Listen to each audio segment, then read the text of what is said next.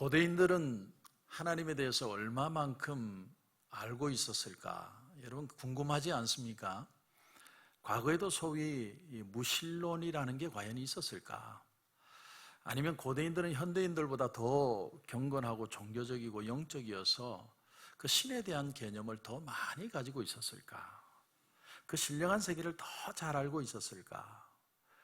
우리가 성경을 통해서 그 정황을 보면 그렇지 않았으리라고 추측이 됩니다. 왜냐하면 그 옛날에 소돔과 고모라를 보면 경건이라고는 찾아볼 수가 없습니다. 그런가 하면 노아의 홍수 시대에 고대 사람들이죠. 그들이 엄청나게 타락을 해서 하나님이 물로 세상을 심판하지 않으면, 한 번 심판을 경험하게 하지 않으면 그들에게 더 이상 하나님의 하나님됨이 드러나지 않음을 깨달은 시대가 있었습니다. 그러니까 인류는 이미 과거에 과격한 심판을 경험한 적이 있습니다.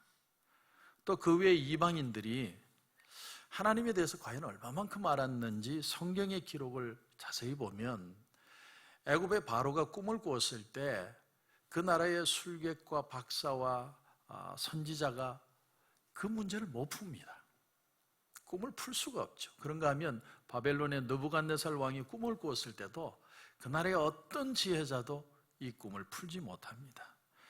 그러니까 이 사람들은 더 종교성이 많았을 것이라고 우리는 생각을 하지만, 그러나 그것이 그들로 하여금 하나님을 알게 한 게 아니라 하나님의 지혜나 진리를 전혀 알지 못하는, 그러니까 뭔가 있는 건 알겠는데 내가 뭔가 일이 있어서 잘못되어지고 어려움을 당하는 건 아는데 그게 뭔지, 이유가 뭔지, 어떻게 그걸 피할 수 있는지 도무지 알지를 못했다는 거죠. 현대인들과 가장 흡사한 사람들을 성경에 들라고 한다면 오늘 본문에 아덴 사람들이라고 생각이 됩니다. 그리스의 아테네를 말하죠. 현대인들과 가장 흡사한 사람들. 아덴은 헬라의 수도고 헬라 문화의 중심이고 또 서양 문명의 요람으로 역사적으로 가장 유명한 도시 중에 하나입니다. 이 도시의 기원, 그 기원이 언제쯤일까? 고고학자들의 발굴에 의하면 그 아크로폴리스 언덕의 경사 지면에서 토기가 발굴이 됐는데 그걸 검증해 보니까 약 3,000년 전의 도기라는 거죠. 그러니까 이 아테네라는 도시의 시작을 3,000년 전으로 보는 겁니다. 아덴은 당시에 로마와 알렉산드리아와 함께 세계 3대 도시 중에 하나였고 모든 철학, 문학, 예술의 모든 집결지, 서양 문명의 시작, 소크라테스, 플라톤의 고향이면서 아리스토텔레스, 또 그런가 하면 에피쿠로스 학파, 스토아 학자인 제논 같은 사람들이 활동했던 그런 곳이 바로 아테네입니다. 그래서 특별히 오늘 본문에 우선 18절에 보면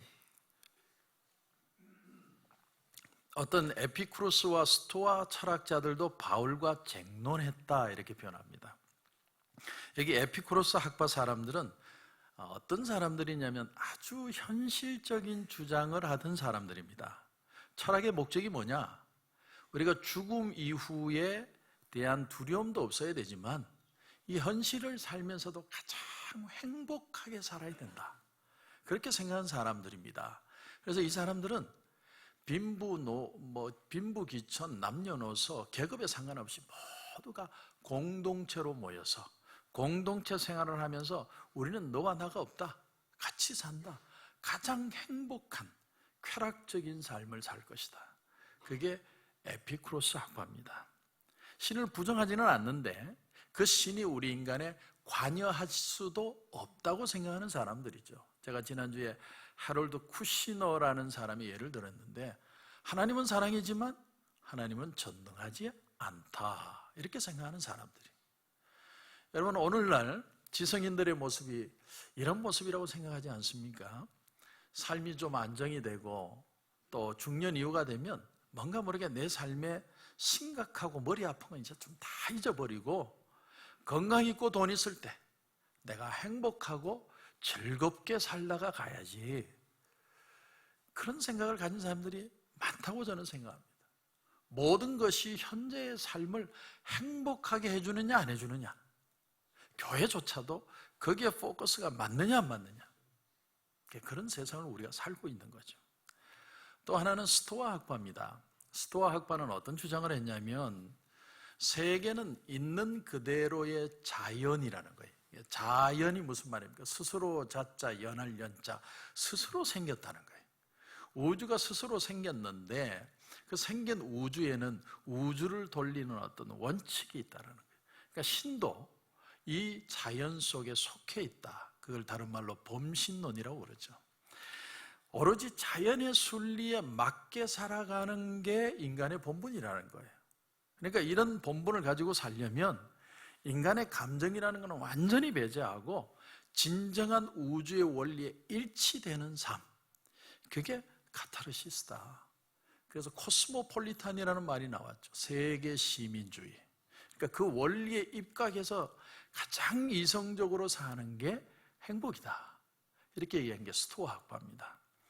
근데 여러분, 묘하게 이런 논리가 성경과 비슷해 보이는데 다른 게 뭐냐면 인간의 감정을 철저하게 배제한다는 거예요.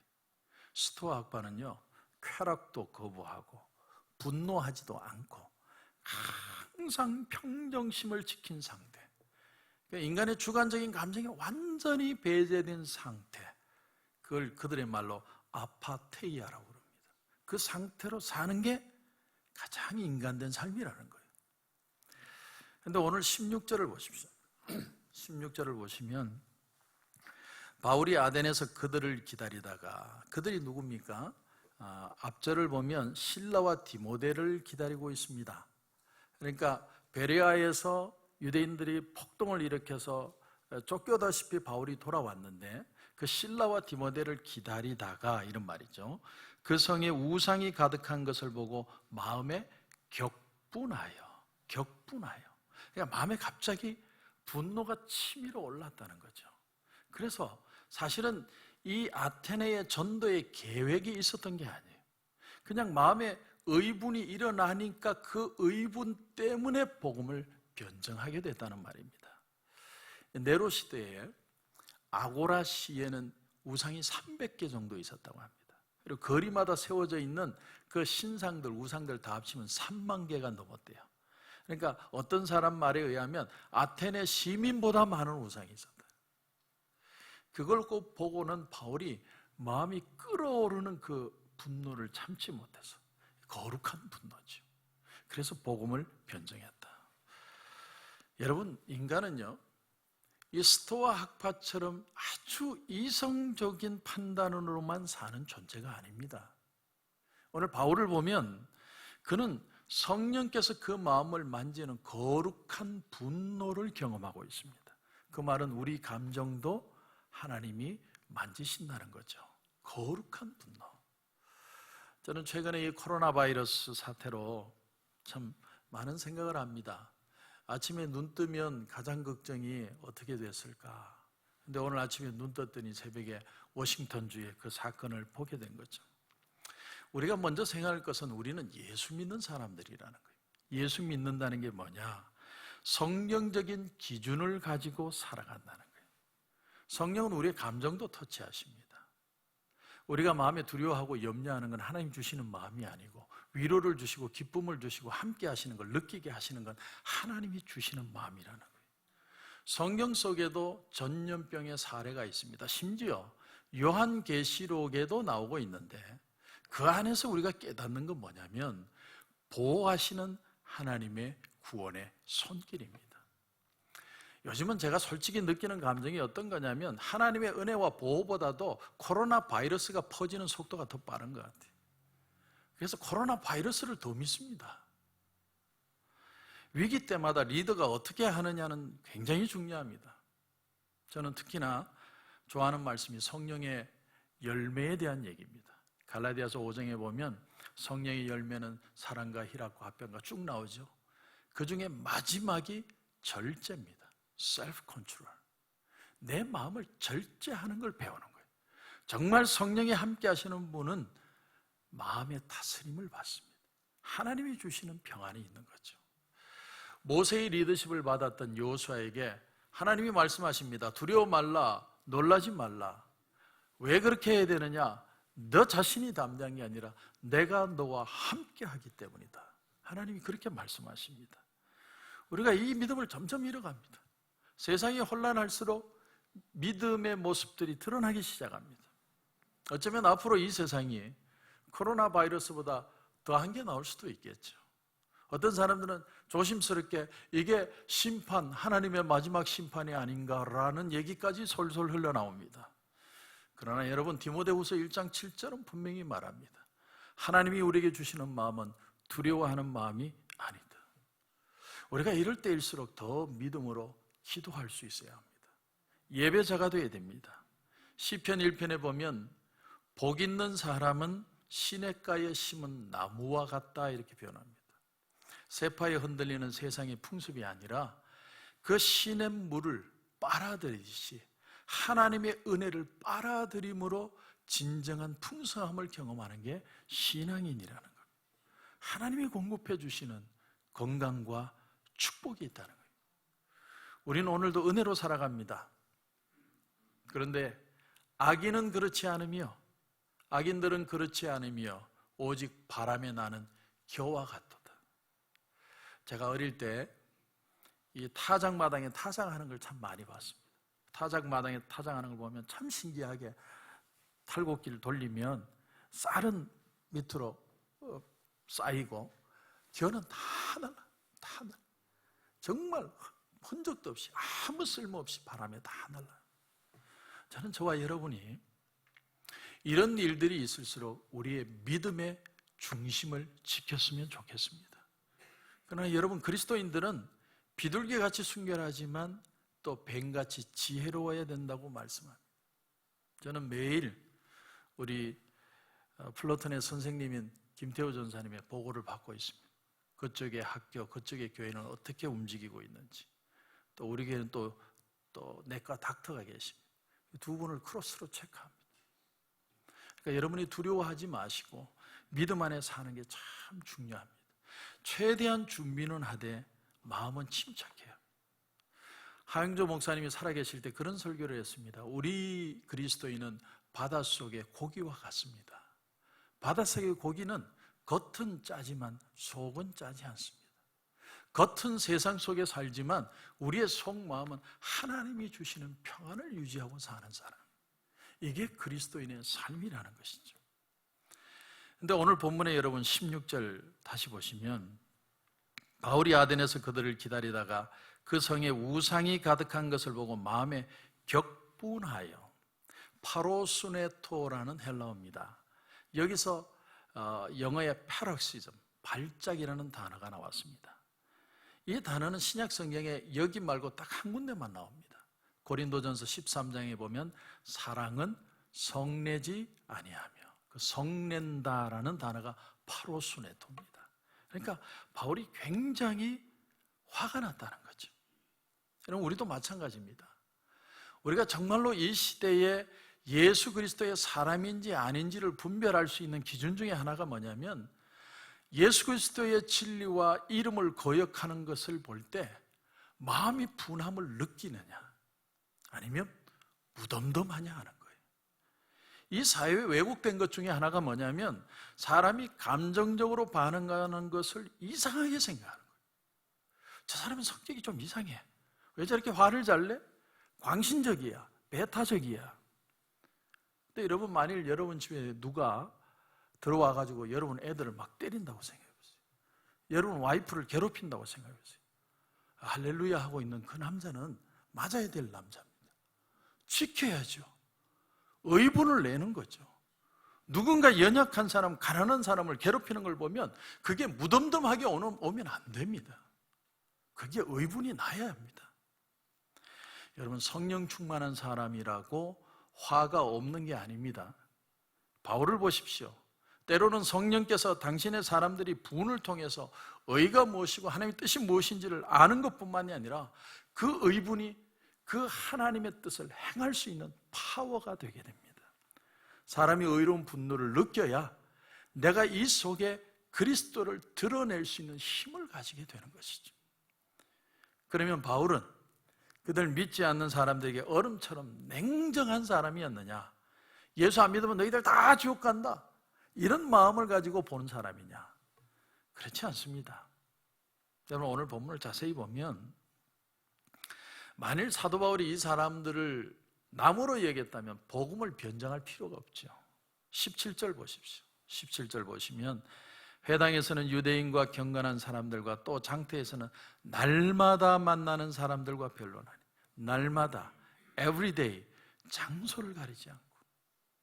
남이라고 얘기하면요, 한번 성질내고 팍 돌아서면 끝입니다. 하지만 적극적으로 복음을 증거하는 거예요. 왜? 앞으로 이 사람들도 하나님의 백성이 될 사람들이기 때문에, 하나님께 돌아올 영혼들로 봤다는 거예요. 이들을 위해 예수님이 돌아가신 겁니다. 여러분, 이게 우리가 세상을 바라봐야 될 시각입니다.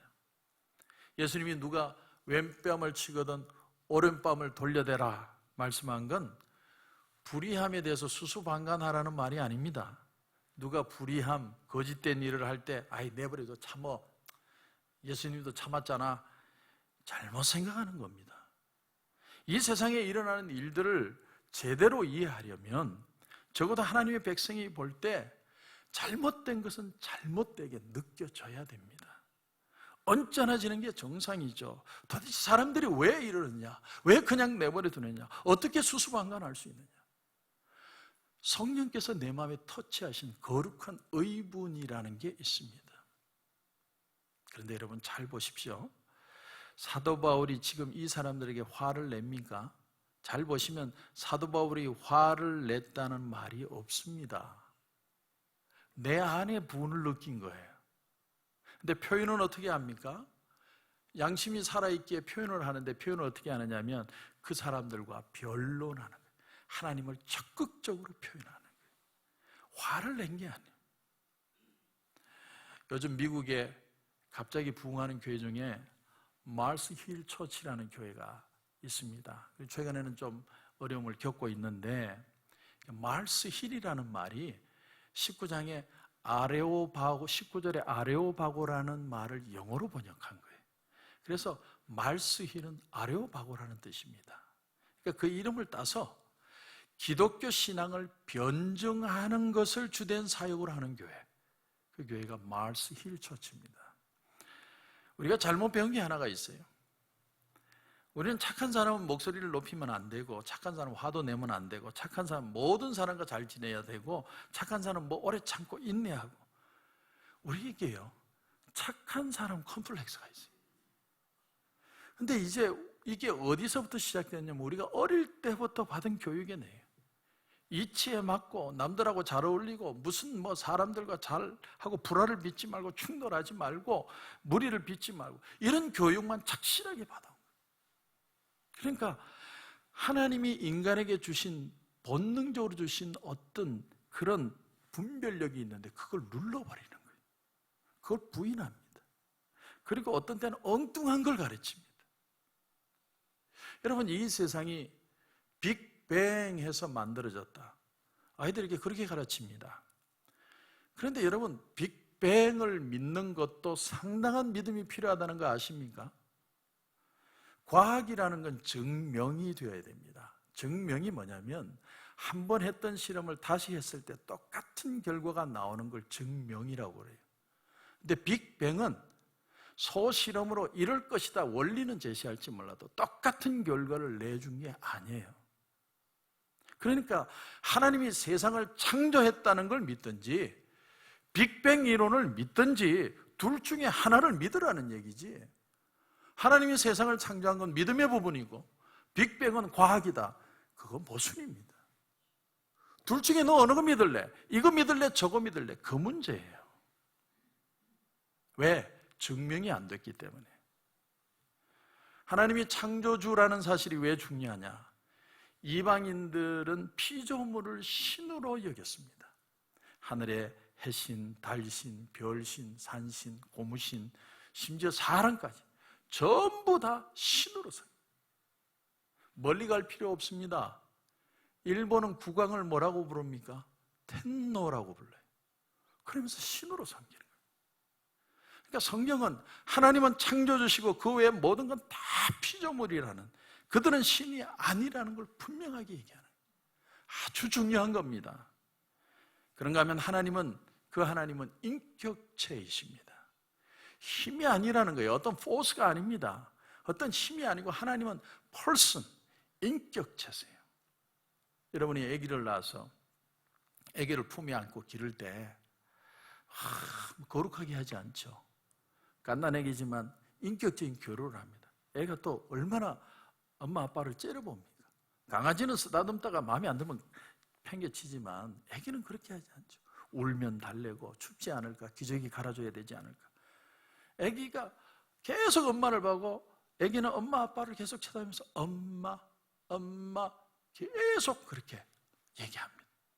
그래서 아무리 박사학위를 딴 사람도 아기를 볼 때는 박사학위의 수준으로 얘기하지 않습니다. 맘마, 찌찌, 아주 원시적인 단어를 써요. 그게 인격적인 교류라는 거예요. 주고받는 거예요. 나는 내 의사를 주장할 권리가 있다. 그게 인격체죠. 하나님은 우리를 인격적인 존재로 만들으셨을 뿐만 아니라 하나님이 인격적인 존재세요. 그렇기 때문에 하나님과 사람은 그 능력이나 그 위치를 보면 도저히 상대할 수 없는 존재지만, 그럼에도 불구하고 무엇이 가능하냐? 대화가 가능하고 교류가 가능하고 사랑이 가능하게 역사하시는 거예요. 왜? 하나님은 인격체시기 때문에. 데이즘이라고 하는 사상이 있어요. 이 사상은 어떤 사상이냐면, 창조주 하나님은 믿는데 하나님이 만물을 창조하신 뒤에 무대 뒤로 사라졌다라는 이론이에요. 인간의 삶에 개입하지 않는다는 겁니다. 그래서 제가 지난주에 얘기한 것처럼 해롤드 쿠시너가 하나님은 사랑이지만 전능하지 않다 말하는 것처럼, 그들은 하나님이 역사에 개입하지 않는다는 거예요. 개입하지 않는다면 성경은 창세기 1장으로 끝이 나야 돼요. 퇴장. 그러나 창세기 1장이 끝이 아니라 시작이 된 이유는 지금부터 하나님은 우리 인간을 인격적으로 만나 가시는 내용을 기록하겠다는 거예요. 그게 성경입니다. 왜 현대인일수록 신앙을 갖기가 어려우냐? 왜 교육을 많이 받은 사람, 박사가 되고 공부를 많이 한 사람들이 왜 하나님을 못 믿느냐? 이유가 바로 여기 있습니다. 그 많은 배움이 하나님이 우리에게 주신 본능적으로 판단할 수 있는 능력을 눌러버리고 그걸 세상적인 기준으로 대신했기 때문에, 그렇기 때문에 하나님을 느낄 수 있는 그 모든 감정이 없는 거예요. 영적으로 깨달을 수 있는 능력이 없습니다. 사용해 본 적도 없고 인정하지도 않고 키우지도 않아요. 많이 배운 사람일수록 진짜 가져야 될 지식을 가지고 있지 않습니다. 그러니까 하나님이 우리에게 주신 아주 본능적인, 인격적으로 만지시는 그 우리 인간의 본능이 있는데, 그걸 배제하고 무슨 이치에 맞고 이성에 맞고 뭐 학술적이고 그러다 보니까 하나님을 믿을 수가 없어요. 하나님을 경험할 수 있는 능력은 인간의 타고난 영적인 감각에 의한 것인데 그걸 한 번도 사용한 적이 없으니까. 그러니까 성경은 뭐라고 얘기합니까? 스스로는 지혜롭다고 하나 미련한 자요. 스스로 지혜롭다고 하는데 사실은 미련한 자라는 게, 어린아이들이 어른들에게 성추행을 피하게 하는, 어떻게 하면 아동들이, 그 어린아이들이 어른들의 성추행을 피할 수 있도록 할 수 있느냐? 아이들이 무슨 경험이 있습니까? 어른들이 설명을 해주면 애들이 알아듣겠습니까? 근데 심리학자들이 이런 말을 했습니다. 어린아이들도 자기가 본능적인 느낌을 따르게 하면 위험을 피할 수 있다는 거예요. 무슨 말이냐면, 애들도 어른을 봤는데 이렇게 접근하는데 뭔가 좀 저 사람이 이상한 사람이다 하면 그걸 피하게 만들게 합니다.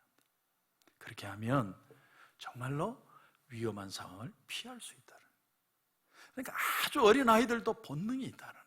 아, 이건 이상해. 저 사람은 무서워? 문제가 있는 것 같아. 인간은 감정이 있고 느끼고 있고 표현이 있고, 근데 성령의 감동으로 우리의 일상이 그분의 터치하심으로 양심이 살아남으로 본능에한 인격체로 성숙해가는, 그게 바로 신앙인의 진짜 의미라는 거예요. 자, 이제 바울의 말을 한번 들어보십시오. 22절부터 한번 보십시오. 바울이 아레오바고 가운데 서서 말하되 아덴 사람들아 너희를 보니 범사에 종교심이 많도다. 범사에 종교심이 많도다. 내가 두루다니며 너희가 위하는 것들을 보다가 알지 못하는 신에게라고 새긴 단도 보았으니 그런즉 너희가 알지 못하고 위하는 것을 내가 너에게 알게 하리라. 여기에 보면 너희들 보니 범사에 종교심이 많다. 종교심이 많은 걸로 이 사람들이 만들어낸 게 뭐라는 겁니까? 수많은 우상과 신전이라는 거예요. 뭘 말하냐면 인간의 종교심으로는 하나님을 알 수 없다라는 거예요. 우상이나 만들어낸다는 거예요. 하나님에 대한 계시가 없이 종교성이 많아지면 어떻게 하느냐? 사람들이 우상 만드는 거예요. 하나님의 진리가 없이 사람이 종교적이 되면 미신을 낳는 겁니다. 그래서 이 많은 우상과 미신이 사람을 괴롭히는 거예요. 뭘 하면 안 된다느니, 북쪽으로 머리를 두고 자면 안 된다느니, 뭘 하면 재수가 없다느니, 뭘 하면 부정을 탄다느니 사람을 괴롭히는 거예요. 오래전에 유명한 오페라 가수였던 테너 카루소라는 사람이 있습니다. 근데 이 사람이 얼마나 미신적인 사람이었는지 자기는 어디에 식사 초대를 받아갔는데 그 자리에 13명이 앉아있으면 밥을 안 먹는데 거부해요. 13을 피해요. 그래서 한 번은 밥은 먹여야 되고 하도 안 먹는다고 그러니까 옆에 애를 하나 끼워가지고 의자를 만들어가지고 앉히니까 그때 겨우 앉아서 식사를 하더라고요. 여러분, 우리가 얼마나 미신적인 줄 아세요? 그 미신적인 게 우리에게 두려움을 갖다 준 거예요. 인간의 그 많은 종교성이 하나님을 만나게 하는 게 아니라 사람의 마음을 두렵게 만드는 거예요. 26절 보십시오. 아주 중요한 말씀이 나옵니다. 인류의 모든 족속을 한 혈통으로 만드사 온 땅에 살게 하시고 그들의 연대를 정하시며, 연대를 정한다는 말은 역사를 주관하신다는 말이에요.